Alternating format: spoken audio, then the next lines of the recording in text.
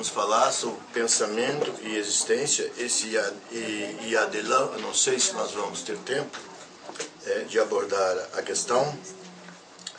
Na sessão anterior, nós falamos de um conceito importante, que é o conceito de necessidade lógica, Necessidade lógica, e que necessidade lógica todo mundo se lembra, É aquilo que tem que ser e que não pode ser mudado. Pelo menos se nós nos limitarmos a determinados modelos de lógica, Por exemplo, 1 mais 1, 2. 2 mais 1, 3. Então, isso aí seria uma necessidade lógica, algo que é necessário e não pode ser mudado. Embora eu tenha dito que 1 mais 1 pode ser 3. 1 mais 1 pode... 1 mais 3 pode ser 7. Dependendo da lógica que nós tenhamos estabelecido para trabalhar esse conceito. E nós trabalhamos essa questão da necessidade no campo lógico, É aquilo que tem que ser. Eu diria que é alguma coisa também que aprisiona o sujeito na estrutura clínica neurótica, na estrutura clínica perversa e na estrutura clínica psicótica, que são as três estruturas com as quais trabalha a psicanálise. E que eu tenho certeza, do ponto de vista das estruturas clínicas que estão ligadas à estruturação do sujeito, Essas estruturas clínicas, lembra que eu também dei um conceito de corpo neural, corpo mental e estrutura psíquica. O corpo neural é, obviamente, o conjunto dos neurônios, que compõem o corpo cerebral. E o corpo mental seria a estrutura, vamos dizer, do corpo neural e uma estrutura de funcionamento, desse corpo neural, que comporia aquilo que nós chamamos mente. Corpo neural e mente não é igual a psiquismo. Psiquismo é a estruturação do sujeito, Que é algo cultural, é algo ligado ao mundo do outro, Ao mundo dos grandes outros, sendo esses grandes outros a metáfora paterna e a metáfora materna, Independente do modelo de família do qual estejamos tratando.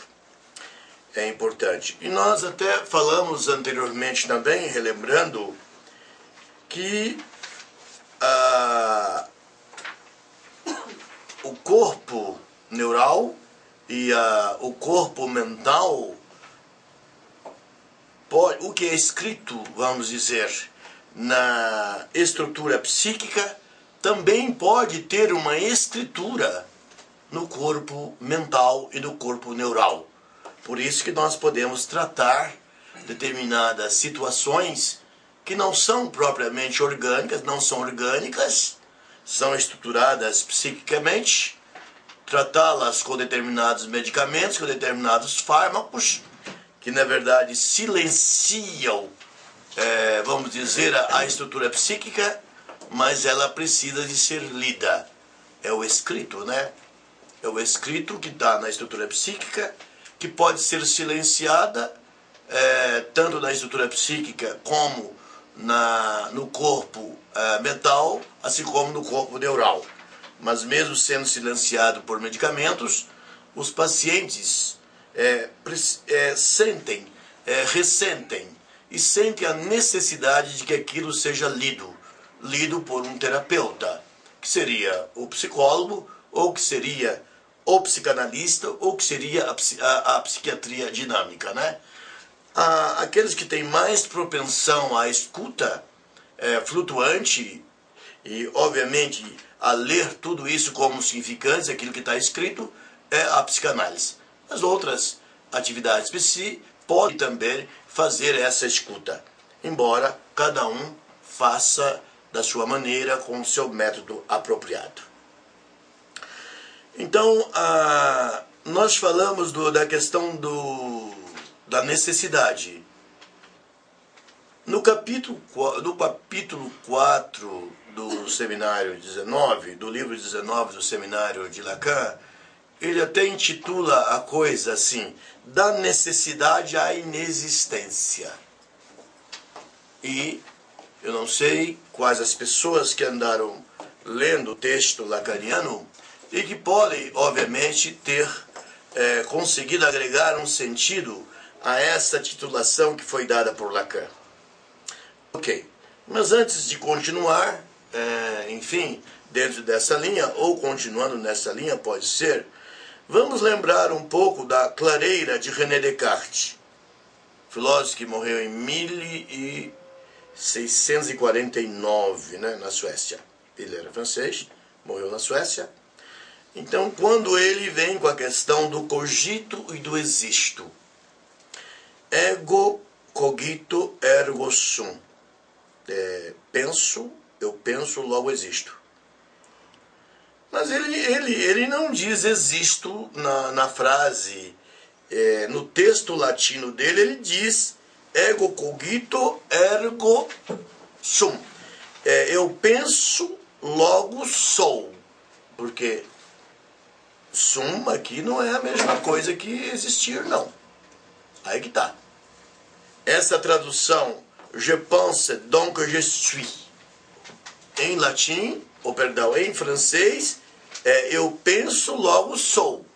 Mas nas outras línguas se costuma dizer eu penso, logo existo, não é isso? Eu penso e o existo. E existir e ser são coisas completamente diferentes, né? Essa questão de Descartes, vamos ficar, penso, logo sou ou penso, logo existo? É alguma coisa que eu penso que tem havido muitas anedotas a respeito desta afirmação do filósofo francês. O que ele quer dizer com isso? Se nós falarmos penso, logo sou, ok. O que é esse penso e o que é este sou? O que é esse penso que implica em ser? Seria a sua existência material no mundo? Ou penso, logo existo? Esse penso, esse cogito, né? E esse existo, ele estabeleceria uma relação do pensamento com a existência corporal dele no mundo? Ele estabeleceria uma relação do ato de pensar com o ato de existir? É uma coisa que parece meio esquisita. Eu não acredito que as pessoas, de um modo geral, tenham conseguido dar um sentido, eu diria, coerente. Não é necessário que nós tentemos repetir aquilo que Descartes disse, né? Penso, logo existo. Será que ele não pensava antes? Quando ele foi aluno do colégio La Flèche, dos jesuítas, né, da França, será que ele não pensava? Será que ele não pensava? Aí que tá. Será que ele não existia? Será que tudo isso aconteceu depois dos 3 sonhos de Descartes? Depois dele ter ficado 30 dias fechado, vamos dizer, num quarto, meditando, cogitando, né? Será que isso é uma coisa original? Aí que está o problema, né? Eu entendo que esse ser, ou esse existir no mundo, do ponto de vista cartesiano, seria no mundo interior. Um existir que se constrói. O eu penso, é claro que ele passou a pensar de maneira original. Eu imagino que ele tenha pensado sobre os seus 3 sonhos, que ele tenha pensado sobre uma série de coisas que tenham rolado na vida dele anteriormente. Então eu imagino, é a minha opinião, que se trata de um pensar analítico, de um pensar autoanalítico, de um pensar psicoanalítico. Não é um existir analítico, é um existir psicanalítico. Não é um existir comum. Não, não é. Não é o fato dele estar no mundo, dele ter um corpo, dele pensar. Não é. É uma coisa em outro nível. É um processo que rola em outro nível. Seria, vamos dizer, no nível contingente das coisas que rolam no mundo. Pode ser e pode não ser. Seria no nível imanente, algo que é próprio ao conceito de pensar? Eu diria que seria contingente. Contingente, quer dizer, a coisa pode ser que eu pense, pode ser que eu não pense. Agora, pode ser que eu exista e pode ser que eu não exista. Porque existir aqui passa a ser uma construção psíquica. Uma construção psíquica. Seria a construção da nossa subjetividade. É disso que ele está falando. O ato de pensar é um processo que eu diria que está fora daquilo que nós chamamos o intelecto. Vamos relembrar isso. O intelecto e a razão suficiente. Há pessoas que passam a vida inteira aprendendo uma montanha de coisas, de informações desconexas. E eu tenho lido autores que gostam de citar outros autores de maneira absolutamente exagerada. Escreve sempre citando outros autores. E a gente não dá conta de perceber que ele tenha criado um pensamento dele próprio. Então, os conhecimentos exagerados, conhecimentos repetitivos, são pensamentos sem pensador. Aí eu invoco o nosso querido Bio, né? Que ele dizia, há pensamento sem pensador, que nós repetimos puramente por repetir, puramente para mostrar uma, vamos dizer, uma sabedoria que às vezes que não existe. Pensamento sem pensador. Agora, na verdade, esses saberes acumulativos, repetitivos, eles não contribuem para o crescimento de um sujeito. Não. É necessário que nós possamos não ser repetitivos, que nós saiamos do mundo do intelecto, da repetição, e entremos no mundo da razão suficiente, que é pensar o impensável e construir pensamentos que sejam nossos. Aí esta instrução que nós estamos adquirindo, no momento que há uma metabolização e os pensamentos passam a ser nossos por agregação de sentido, isto sim, nós estamos adquirindo conhecimentos que, transformados em sabedoria, vão contribuir para a nossa posição de ser no mundo. Então vamos lembrar. A própria Hannah Arendt, eu já citei isso aqui no seu livro The Life of the Spirit, A Vida do Espírito, que foi a última obra dela, em que ela fala, viver no mundo do intelecto não muda nada. Repetindo, pensamento sem pensador. Mas nós temos que viver no mundo da razão suficiente. E um psicanalista vive no mundo da razão suficiente. Quando ele está lá, no seu sofá, ouvindo o seu analisando, que também tem que entrar para o mundo da razão suficiente. E largar essa repetição de pensamento sem pensador e essa situação, esse falatório do mundo repetitivo que não leva a nada. Então nós tentamos aqui dar a nossa interpretação a respeito dessa questão do cogito e do existo em René Descartes.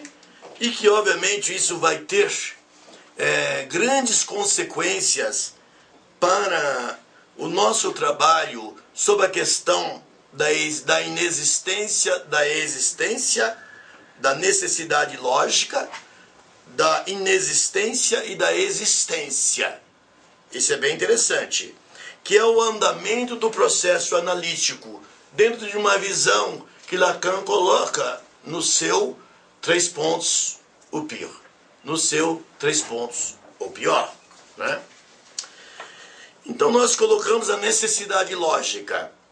nós colocamos aqui a necessidade lógica, que nós já temos feito muitos comentários sobre ela. Que ela é uma forma de aprisionamento que nós encontramos para o neurótico, para o perverso e para o psicótico. E o analista deve ajudá-lo a se libertar dessa necessidade lógica. Isso é fundamental. Da necessidade lógica, nós passamos para a inexistência. E depois nós passamos para a existência. E talvez haja um processo, talvez, circular, né?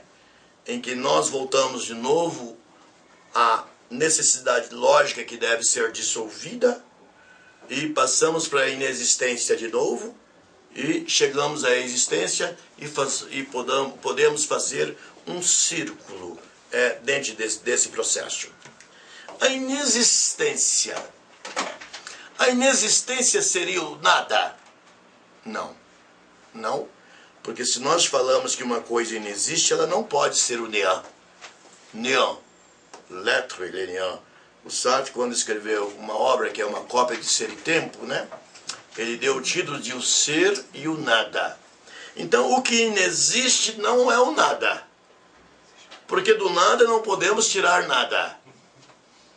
Tem que ter alguma consistência. Se nós usarmos o obviamente que tem que haver alguma coisa do Nós sabemos que o nós podemos analisá-lo do ponto de vista das estruturas, né? Se eu falar da estrutura psicótica, da esquizofrenia, da psicose maníaco-depressiva, e nós vamos colocar como modulador desta fala, em relação às três estruturas, o significante do nome do Pai. Na estrutura psicótica, seja ela apenas a estrutura, como sintoma, seja ela a estrutura como o sintoma alucinatório delirante, se nós trabalharmos com a ideia do obviamente do quase zero e do nós vamos ter uma situação interessante.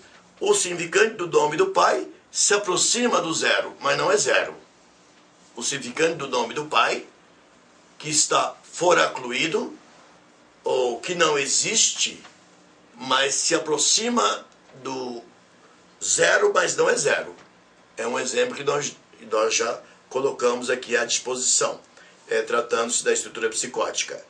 Na estrutura perversa, que nós não precisamos explicar, enfim, as várias perversões, né, que são especialmente as mais graves, seriam o estupro, o assassinato como perversão, né? Aí teríamos as mais leves, o sadomasoquismo, enfim, o voyeurismo, uma série de estruturas perversas, né? Onde também nós temos uma foraclusão do nome do Pai. Então, mas temos alguma coisa, um resíduo de nome do Pai. Mas há situações de perversões que nós não temos resíduo nenhum de nome do Pai, do significado do nome do Pai. O estuprador, o assassino que ejacula durante o assassinato, esse não teria. Então, o significado do nome do Pai estaria, vamos dizer, um pouquinho acima, vamos dizer, do número em que ele está, é próximo de zero também, em relação, como nós falamos, na estrutura psicótica. Mas em determinadas situações de estruturas perversas, nós também teríamos o significado do nome do Pai, aproximando-nos de zero, mas não sendo zero, né? E temos a estrutura neurótica. O que acontece com o neurótico, significando o nome do Pai do neurótico? Eu diria que ele está bem, ele tem um nível bastante alto. Ele pode ser 0,5, se nós estamos trabalhando com 0 e 1, né? Ele poderia ser 0,5, 0,6, 0,7, mas há muitas pendências no neurótico seja a histeria, seja a psicose, seja a neurose obsessivo-compulsiva, seja outras formas de neurose, né?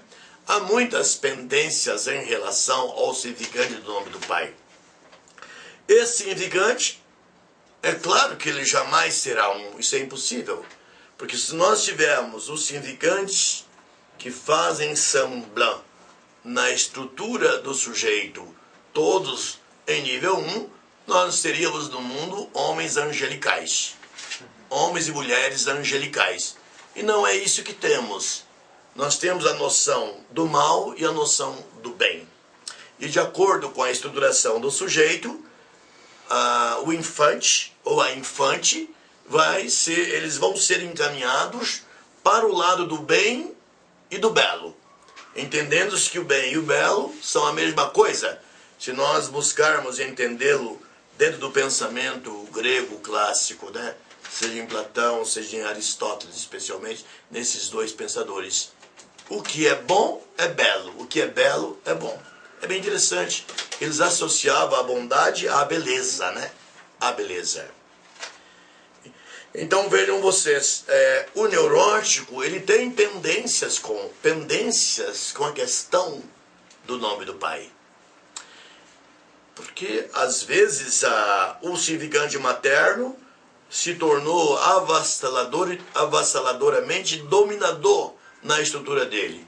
E há pendências não resolvidas com a metáfora paterna e, por consequência, um registro do significante do nome do Pai que é realmente, eu diria, ruim.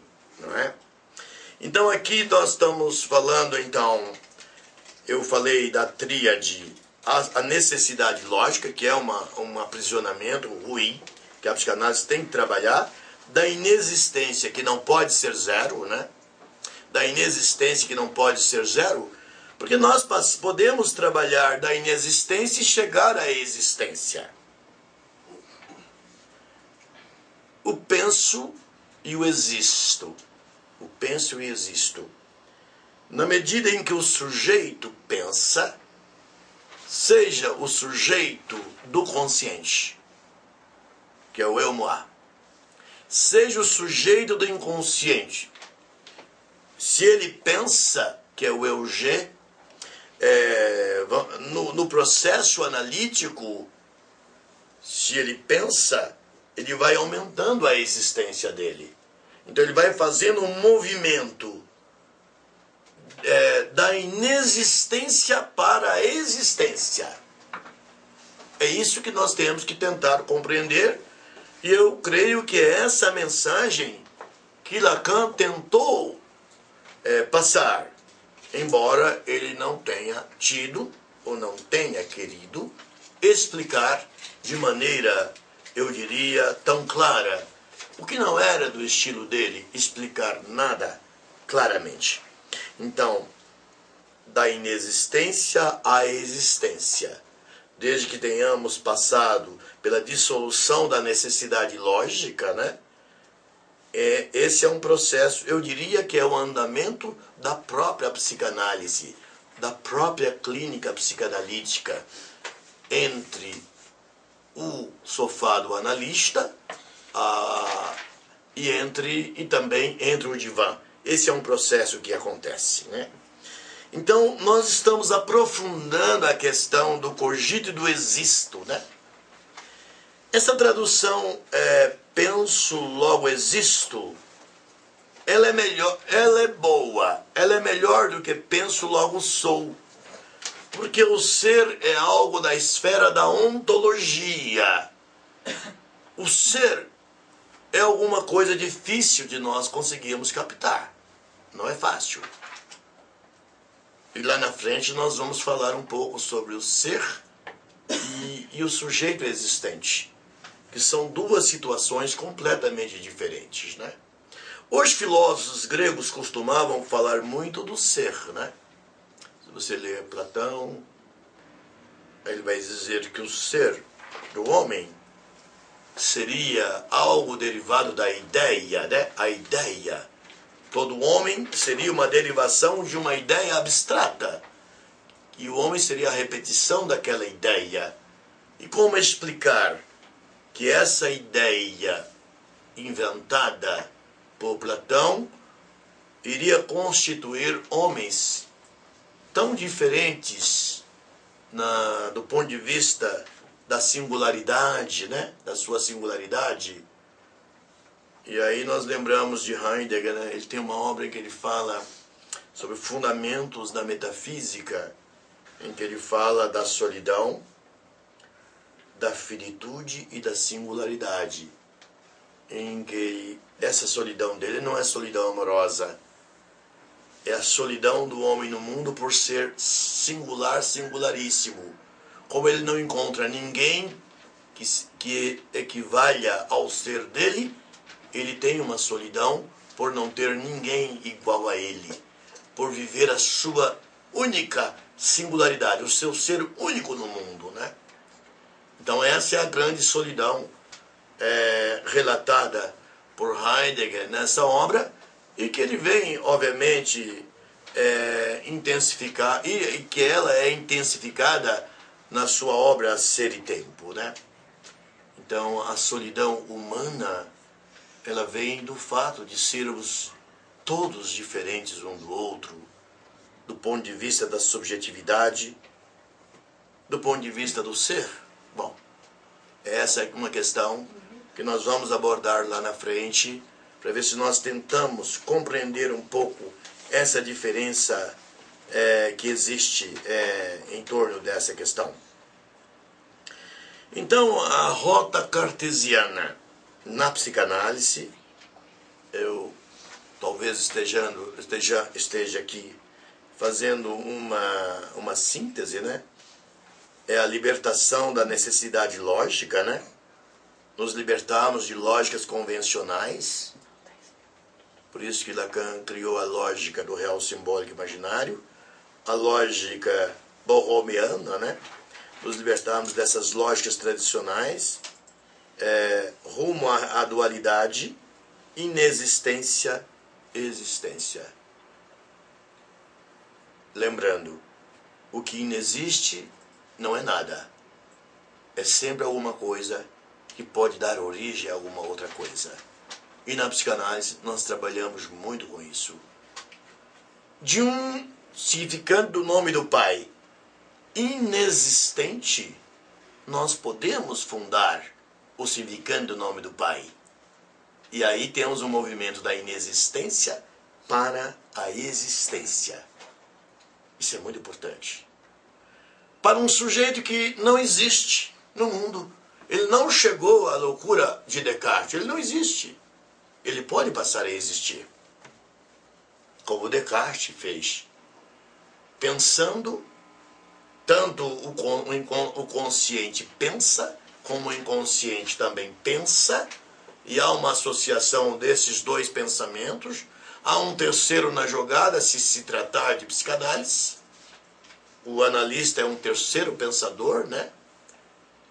Então, esses pensamentos se associam e esse sujeito sai da inexistência e entra no campo da existência. Mas tem que ter alguma coisa. Não pode ser o nada. Do nada nós não podemos criar uma existência. É impossível. Né? Pode ser que haja um protesto aqui, no que concerne a questão do Gênesis, né? Mas aí é um poder que nós não podemos contestar e nem interpretar na psicanálise. Pelo menos agora, que Deus criou o mundo do nada, né? Mas na psicanálise nós falamos de outra coisa, de uma outra coisa muito mais simples do que essa questão teológica, né? Descartes cria o sujeito na polifonia do pensamento consciente e inconsciente. Sim. Quando ele fala, não vou abordar, poderia ser um tema de um seminário, os pensamentos de Descartes, les songes de Descartes. Né? Normalmente os textos chamam de songe, né? Poderia ser le rêve de Descartes, né? os sonhos de Descartes, né? Que tem interpretações as mais loucas por aí. Se alguém procurar o Google, talvez em língua francesa, também vai encontrar as mais loucas interpretações. Talvez valesse a pena ver o texto destes sonhos e tentarmos fazer uma interpretação que seja nossa, né? Que seja nossa. Mas ele, ao falar dos seus sonhos e relatá-los, eu entendo que ele já havia saído da posição de que os sonhos seria a voz divina, seria uma espécie de adivinhação, seria uma espécie de oráculo, né? Talvez ele estivesse se aproximando daquilo que Freud veio a construir na sua obra de Traumdeutung, a interpretação dos sonhos, uma obra publicada em 1900, que após os estudos da histeria, veio a ser, eu diria, a escritura fundante da psicanálise, né?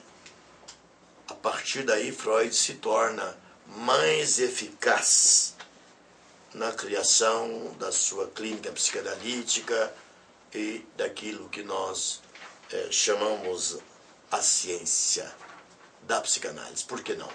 Ciência como saber. Eu fico meio assustado às vezes quando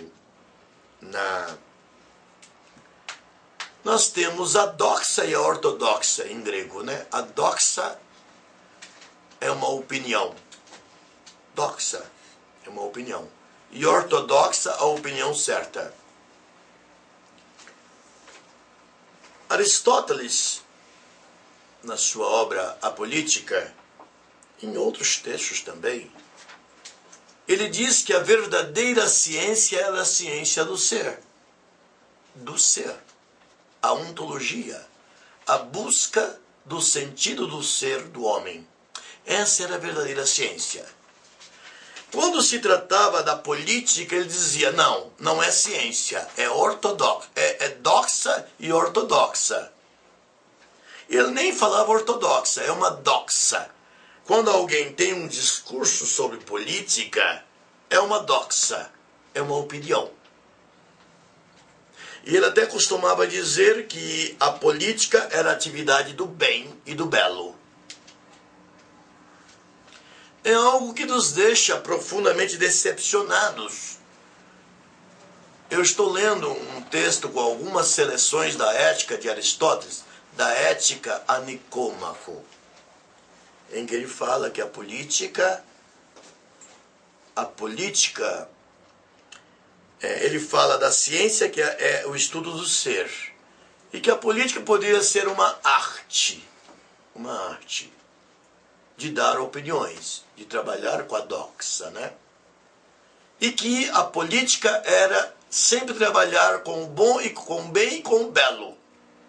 E que hoje, no mundo contemporâneo, nós não conseguimos achar o bem nem o belo da política. Seja do Estado, seja do governo, seja nas ações. Então, um país chamado B está passando pela maior crise da sua história hoje, onde o Estado está em questão, o governo está em questão, o sistema político está em questão.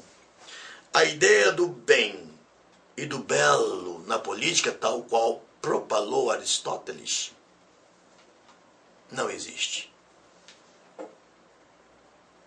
Eu entendo que esta crise ela é um retorno ao iluminismo francês da Revolução Francesa.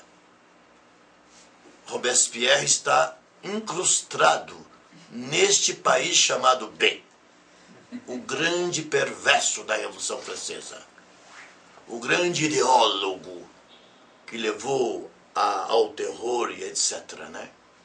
E nós temos ideólogos neste país chamado B, ideólogos onde o belo e o bem não têm o seu lugar.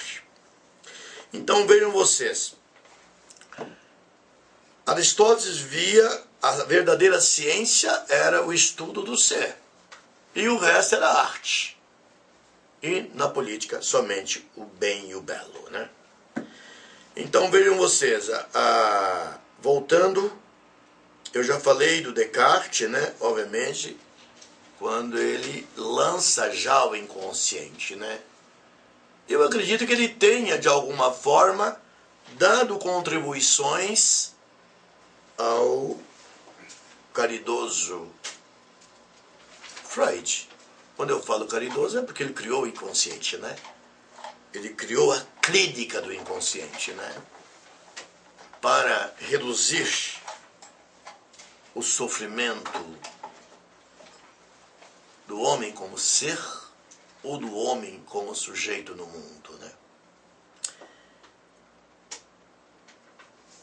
Eu me lembro, nesse instante, porque aqui não é para eu vir aqui e dar lições, eu não tenho nada a ensinar para vocês, os meus colegas. Estou aqui para nós pensarmos juntos, fazermos uma reflexão. Tem uma expressão na obra de Hegel, a fenomenologia do espírito. Eu diria que a figuração mais importante dele é um termo, um conceito que ele cria de consciência infeliz. A consciência infeliz. Das glücklich Bewusstsein, em alemão. A consciência infeliz. Não é fácil, se as pessoas lerem, pelo menos o que eu tenho lido, eu vou te agregar o sentido da consciência infeliz. A transição do homem do An sich sein, um ser em si, como esse livro, que não é pensante nem existente. Ele até pode ser um ser vivente. No momento em que ele transita para o Für sich sein, o ser para si, para nós e para o outro. Então ele já tem aquilo que nós chamamos de autoconsciência, né? Ele transita do pensamento sem autoconsciência para o pensamento autoconsciente. E ele vai vivenciar a questão da finitude, da morte, a sua pequenez, né? Numa comparação com o universo. Enfim, existem outras interpretações a respeito da consciência infeliz. Mas eu entendo que é essa tomada de consciência do seu lugar no mundo, da finitude, da dor de existir, do prazer de existir, da dor e etc. A consciência infeliz, né? Que os italianos chamam de la coscienza infelice, né? Eu diria... Aí talvez nós possamos falar de um pathos original, né? Um pathos original. Qual é o pathos original? Em Hegel, seria a consciência infeliz. Em Santo Agostinho, o pecado original. E em Freud, a neurose residual que todos os sujeitos humanos têm. Então são as três estruturas que têm uma equivalência, né? Essas três estruturas, ou essas três figurações que eu acabo de colocar aqui nessa fala que nós estamos tendo nesta noite, né? Nesta fala.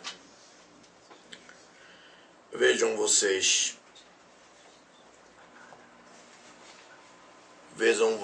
que a gente tenta realmente repensar as coisas. Aí nessa história o inconsciente está rolando, né? O inconsciente está aparecendo. É interessante. Eu estava lendo o Dom Quixote de la Mancha, de Miguel de Cervantes. É uma obra que todo mundo escuta, todo mundo fala, isso é quixotesco, fala dos moinhos de vento, mas ninguém tem coragem de ir lá e ler a obra, né? Ler a obra de Miguel de Cervantes, né? Eu achei interessante um comentário introdutório, né? Que fala, na verdade é um livro sobre humor, sobre loucura, né? Eu acho interessante que as pessoas leiam o Dom Quixote de la Mancha, né? E eu tive, é claro que o que eu pensei quando eu estava lendo é tudo aquilo que nós já sabemos, né? Que as personagens periféricas, temos duas personagens centrais, que é o Dom Quixote, né? E temos o Sancho Panza. O Dom Quixote é a loucura, é o imaginário, etc., né? E o Sancho Panza é a realidade, né? Mas as personagens periféricas dessa obra literária, elas não são mais compreensíveis para a gente, para o mundo que ele descreve, né? Aí eu pensei, mas interessante, isso acontece também com a nossa subjetividade. Naquele encontro que nós tivemos com a mãe, o pai, a mãe e o bebê, né, e o infante, né? Acho que foi um espetáculo bastante interessante, que a gente vê um bebê muito bem estruturado, né? Mas essa história da estruturação de um infante, do sujeito de um infante, seja boa ou má, com 3 anos e meio, aos 4 anos, 5 anos, essa história desaparece de nossa vida consciente. Desaparece. Alguns até os 9 anos. Desaparece toda a história. Através de quê? É um desaparecimento. Através do recalcamento, da denegação ou da foraclusão do nome do pai. Que são as 3 grandes negatividades que fazem desaparecer essa história. Então, nós não sabemos da nossa história mais. Porque o sujeito não lembra. Por que esquecer tudo isso? Porque os infantes, os bebês, os infantes e as infantas, às vezes passam por grandes torturas psíquicas que não contribuem para a estruturação de um bom sujeito. Então, para levar a vida de uma maneira suportável, é que foi criado, que surgiu, na verdade, o recalque, a denegação, a foraclusão, para que estes infantes e infantas não lancem pela vida fora, se lembrando de momentos, às vezes, muito difíceis. Muito difíceis. Eu tenho uma analisanda que ela tinha sempre a compulsão de jogar os bebês dela pela janela. Quando ela tinha os bebês, de jogá-los pela janela. E fomos no processo analítico, através dos sonhos, né? Nós conseguimos compreender que aquela compulsão de jogar o bebê pela janela, ela adquiriu no momento em que ela era transferida de uma mãe muito pobre para uma mãe adotiva que a recebeu. E ela gravou uma série de conversas sobre qual era o destino que ela estava tendo, enfim. E durante o período em que ela ficou com esta mãe, esta genitora, ou mãe biológica, né? E nós conseguimos fazer essa arqueologia, né? E com as intervenções interpretativas, nós conseguimos vencer essa compulsão. Então ela não se lembrava de nada, mas o sintoma vem. Ou vem o bom sintoma ou o mau sintoma. No caso dela veio o mau sintoma. E através da transição desses acontecimentos verbais que rolaram no período da língua, né? E que rolaram depois no período da linguagem do discurso, né? Ela conseguiu superar este sintoma. Isso é bem interessante. Então, esse desaparecimento das pessoas da nossa história, né? 3 anos e meio, 4, 5, 6, até 9 anos eu já encontrei analisando os que não tinham nenhuma recordação da sua vida de 9 anos para trás. Então, mas a psicanálise, através dos sintomas, da associação livre de ideias, através dos sonhos, a psicanálise consegue recuperar esses significantes. Essas pessoas são significantes do passado de cada um. E, obviamente, enriquecer o processo analítico. É alguma coisa que beira o fantástico, né? Fantástico analítico, diga-se de passagem, né?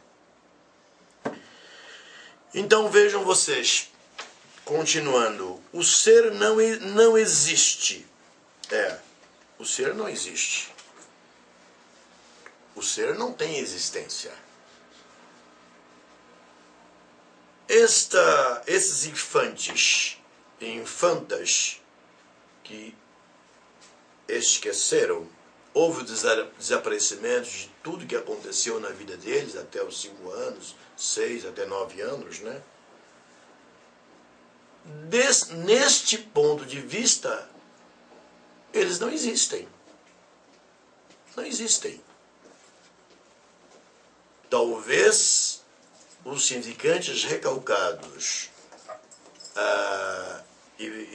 obviamente, beneficiados de outras negatividades, sim, os significantes possam ser, mas eles só passam a existir se eles gerarem sintomas. Aí sim, eles passam a existir. Porque no momento em que alguém, um homem ou uma mulher, ou uma criança, ou um bebê, tem um sintoma, esse sintoma será relatado ou a um pediatra, a um médico, a um psicanalista, né? Ele será relatado. Então, nesse momento, deixa de ser o ser que não existe e passa a ser um sujeito que existe. Porque a existência é ser para o outro. É o sentido literal da palavra existência. E com a palavra existência, e que Heidegger trabalha profundamente, intensamente com esta palavra. O ser é na esfera ôntica e ontológica da metafísica. É aquela ciência, a ontologia como ciência, tal qual defendeu Aristóteles, né? Agora, o sujeito existe, dentro dos termos que eu coloquei anteriormente. Ou sintoma, como eu coloquei. O sintoma é relatado para algum profissional e pode ser colocado dentro do processo da psicanálise, né? Aí passa a existir. A questão da existência, né? Em Heidegger e Karl Jaspers. Vamos colocar alguma coisa, né? Porque a questão da existência adquiriu muita importância dentro do movimento existencialista, né? Que começa na Dinamarca com Søren Kierkegaard, né? Søren Kierkegaard foi um filósofo que, embora ele fosse quase um pastor, embora ele fosse muito cristão, foi o criador do movimento existencialista, né? Que finalmente passou por vários pensadores, talvez Schopenhauer também fosse, Nietzsche, e finalmente chegou a Heidegger, né? E Karl Jaspers também, né? Karl Jaspers e Heidegger eram muito amigos, mas no processo de desnazificação da Alemanha, do qual havia uma comissão e Jasper fazia parte dessa comissão. Ele de alguma forma perseguiu Heidegger, né? Que só voltou à cátedra, ele foi retirado da cátedra, né? Ele só voltou, acho que em 1957. Então a questão da existência tem algo a ver com o Dasein, o ser do mundo, Dasein, o ser no mundo. Em Heidegger e Jasper, nós temos o Das Existenziale, em alemão. Se traduzido para o português, botamos aqui, é o existencial. Mas se referirmos aos pensamentos, seriam os pensamentos existenciais, como coisa em si. A coisa que está lá em si. Coisa em si é que não tem sentido para o próprio sujeito e que não tem um sentido para o outro, né? Então, os pensamentos existenciais como coisa em si. O que seriam eles? O inconsciente santome, desconhecido, e uma angústia aí, uma angústia no mundo, que nós não sabemos de onde vem. Então, esses seriam os pensamentos existenciais. Isso está bem claro. Agora, temos uma outra, e é Heidegger que dá um sentido, e Jasper também, nos seus escritos, das existenzielle. Das existenzielle. Pensamentos existenciários. No primeiro eu falei de pensamentos existenciais.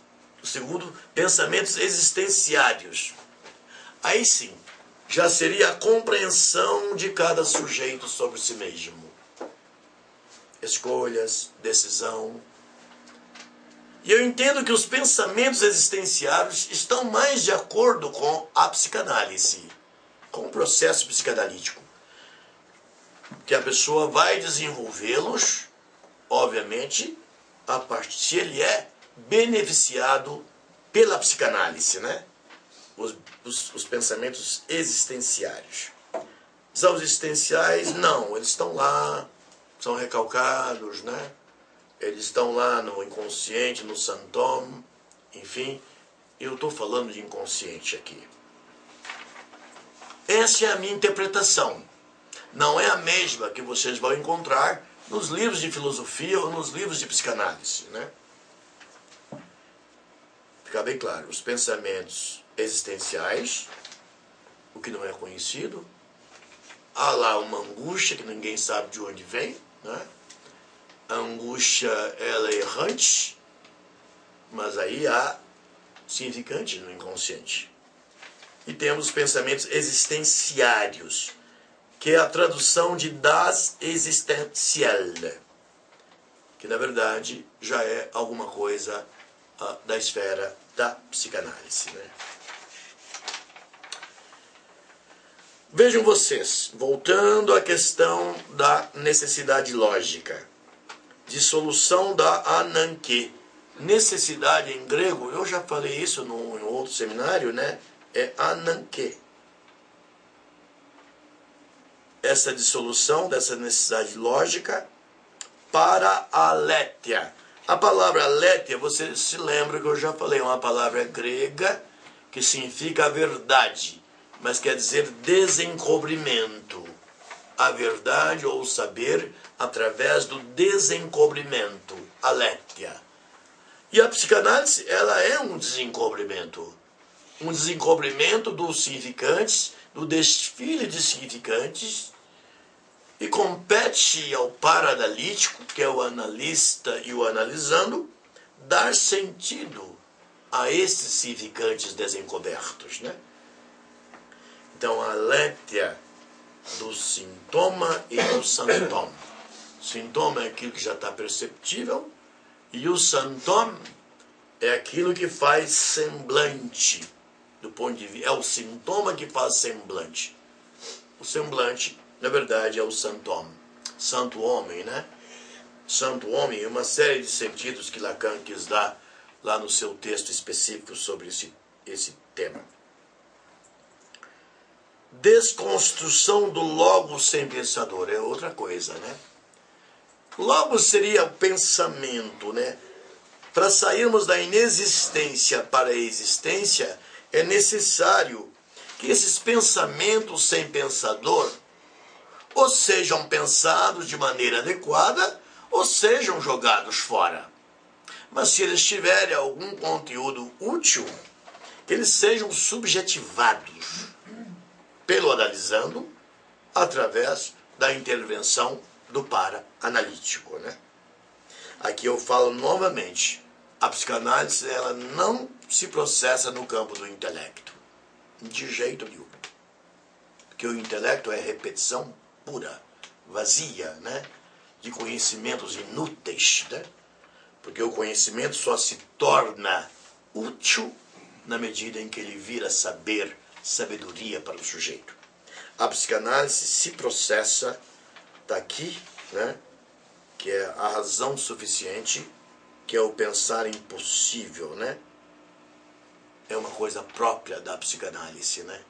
É alguma coisa que está no campo da filosofia, tanto em Heidegger está, como em Hannah Arendt, né? Eu falei da vida do espírito, the life of the spirit, né? E no setting, no ajuste analítico que eu faço com os meus analisandos, eu costumo falar de intelecto, de razão suficiente, para que o discurso dos analisandos se liberte, né? Desse falatório do mundo, às vezes, tão vazio, né? Isso é bastante comum. A metapsicologia da inexistência. Eu já andei dizendo, inexistência, o nada e o um, não. A inexistência não é o nada, nós já falamos. Porque o que inexiste tem que ter algumas moléculas do sujeito. Algumas moléculas do sujeito. Freud dizia uma coisa interessante, que o sujeito dito estruturado, ele tem uma molécula de todas as estruturas. Ele tem moléculas da neurose, moléculas da perversão e moléculas da psicose. Ele não é puro. Ah, não. Há uma inexistência de psicose?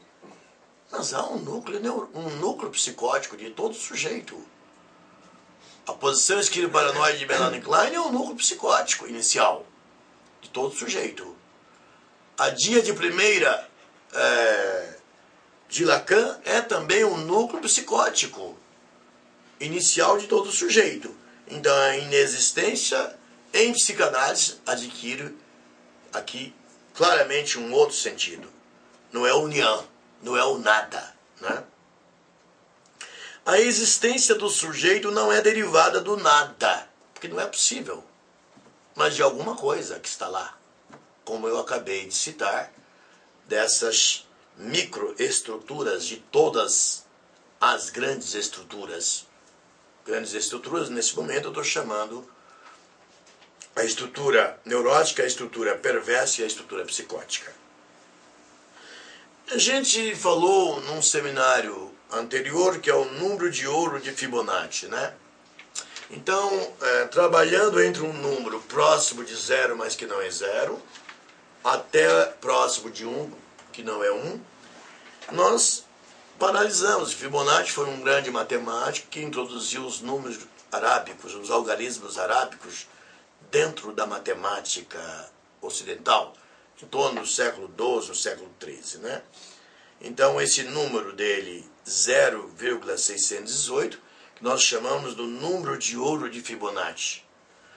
E Lacan, às vezes, ele tem uma tendência a considerar como se fosse, esse é o número do equilíbrio, da simetria e da ordem do sujeito. E há estudos mostrando que todas as grandes obras de arte do mundo ocidental têm o número de Fibonacci.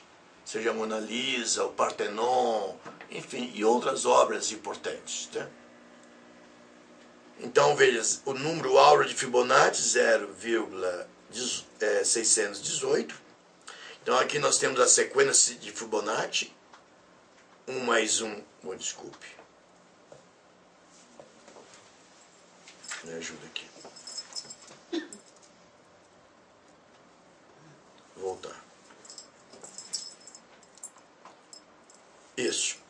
1 mais 1, 2. Não, 1 mais 1, 2. 2 mais 3, 5. 3 mais 5, 8, né? 5 mais 8, 13. E se você dividir 8 por 13, você vai ter 0,618. Se você dividir 5 por 8, você vai ter esse número áureo, né? Você se lembra da sequência de Fibonacci? Do número áureo de Fibonacci. Acho que vale a pena, se isso é novidade, que alguém venha a dar uma leiturazinha sobre o número de Fibonacci e as representações artísticas e também a sequência de Fibonacci, né? Então esse número tenderia a representar o sujeito na questão do campo udiano, né? E eu poderia, aqui, eu não vou esgotar esse assunto, falar sobre aquela expressão de Lacan, il y a de là. Il y a de là. Alguns traduzem como A1. A1. Eu vou ter um seminário só sobre essa expressão. Il y a de là. O Y seria o espaço, né? Y em francês é o espaço do mundo, um lugar, tá certo? Il y a de là. Então a melhor tradução seria a do seria o partitivo, em que eu não teria o mas sempre uma parte do Se eu uso il y a de là, a do eu posso ter o número de Fibonacci, posso ter um número que se aproxima de 0, mas não é 0. Posso ter um número que se aproxima do 1, mas não é 1. Quando eu estou me referindo, querendo pensar matematicamente a estrutura neurótica, a estrutura perversa e a estrutura psicótica, né? Então, é uma tradução do partitivo. A do mas não a porque nós não podemos falar que há em psicanálise. Embora nós tentemos lutar para aproximarmos-nos do dentro do processo psicanalítico, mas isso não é possível.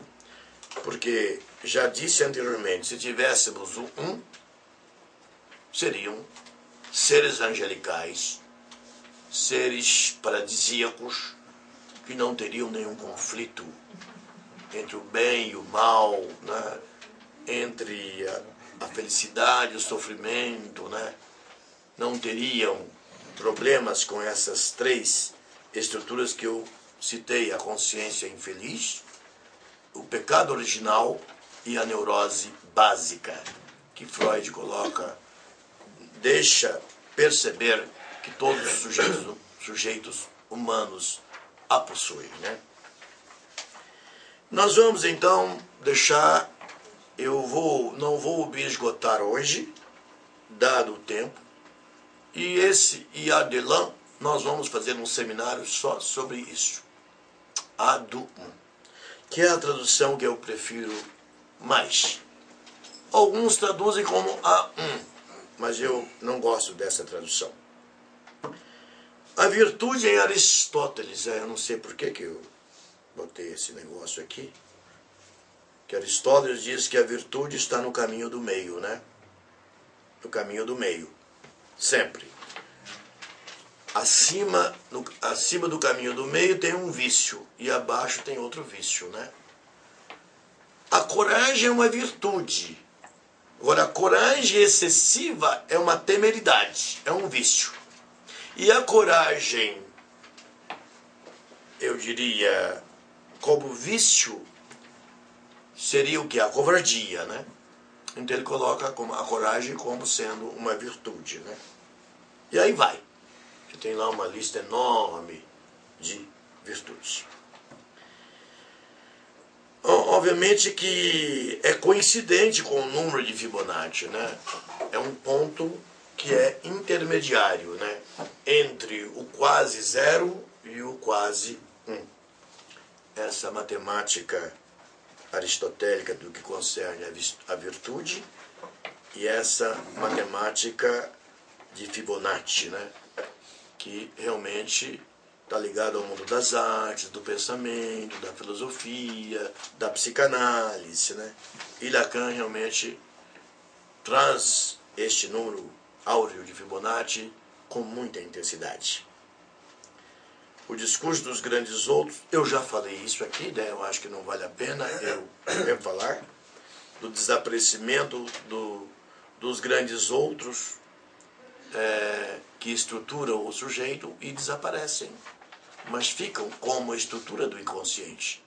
Uma boa estrutura, uma má estrutura, uma média estrutura, né? Uma estrutura que é bela e boa, ou que pode ser muito má, né? É claro que uma madrasta, aliás, interessante, madrasta é uma palavra muito, que é uma corruptela de mãe, né, na língua portuguesa. Em francês é belle-mère, bela mãe. É interessante que o sentido é outro, né? Então, o que é nomeado acontece.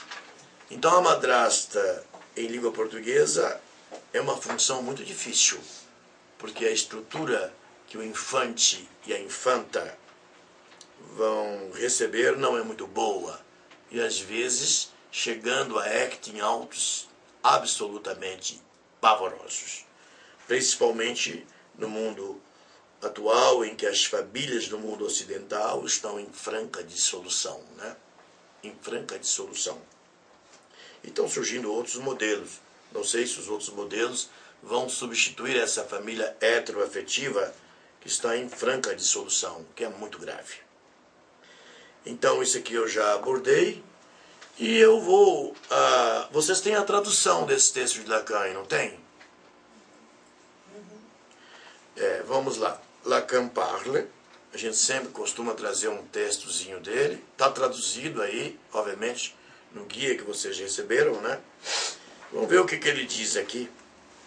Dans le fait qu'il n'y a pas un selon, considerando o fato de que não haja um só um, quer dizer, pode haver vários uns. Aí é a questão que eu vinha falando anteriormente. Pode ter vários uns. Mais le un que se répète, ao um que se répète, il y a un que se pose dans la suite des nombres entiers. E um que se coloca na sequência dos números inteiros, né?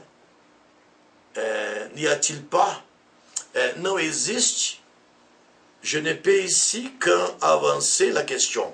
Eu não posso aqui mais do que avançar na questão.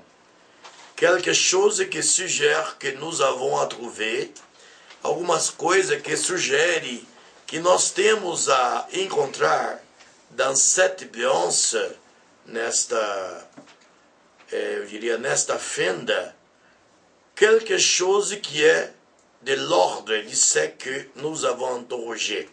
Alguma coisa vamos encontrar nesta fenda béance, alguma coisa que é da natureza do que nós estamos interrogando. Da inexistência à existência, né? Ce que nous avons interrogé, en posant comme corrélat, não, como corrélat, s'il vous plaît, é um L, não um T. En posant comme corrélat nécessaire de la question de la nécessité logique, le fondement de l'inexistence. Então, dizemos que a gente vem interrogando coisas que fazem uma grande correlação e fundamento com a questão da inexistência.